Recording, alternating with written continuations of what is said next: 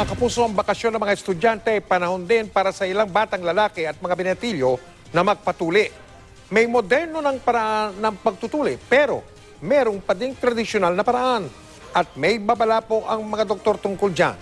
Nakatutok si Mariz Umali. Maagang nagpuntahan sa covered court dito sa Barangay Molino 2, Cavite ang mga kabataang lalaking ito. Hindi para mag-basketball, kundi para harapin ay tinuturing na simula ng kanilang pagbibinata, ang pagpapatuli.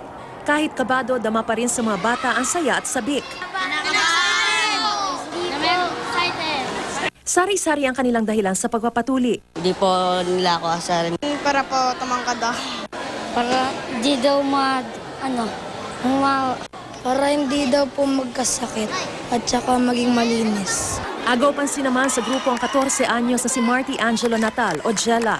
Aakalain mo kasing beauty pageant ang pupuntahan. Hi, my name is Marty Angelo Mirasol Natal. I'm 14 years old of Stunner from the land of Bacood Festival and a marching band, capital of the Philippines, all the way from the city of Bacoor. At nang magsimula ng operasyon, Mas masakit palo ni Papa. Sakit. Ang Pasko ay sumapit. Ate, sakit. Isa akong dalagang Pilipina, yeah.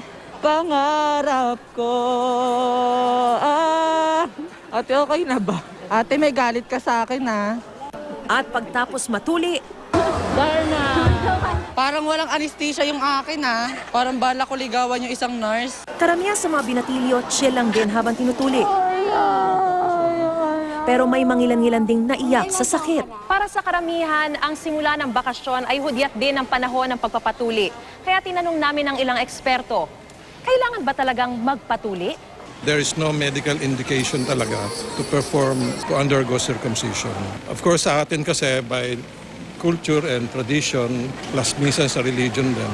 Kaya up to now, ginagawa natin ito. Scientifically proven kasi, dinidecrease niya yung risk ng penile cancer. Pwede rin niyang i-decrease ang risk of UTI, risk of sexually transmitted diseases. Nagpaalala naman ng mga doktor laban sa tradisyonal na paraan ng pagpapatuli. Hindi sterile yung mga ginagamit, so mataas ang risk na magkaroon ng infection yung mga tinutuloy ng pukpok.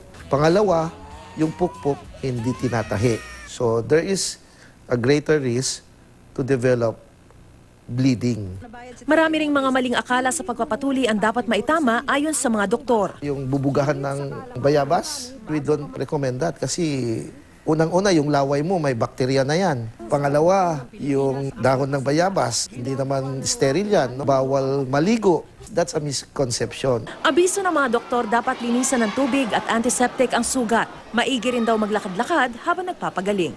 Mariz Umali, Nakatutok, 24 Oras.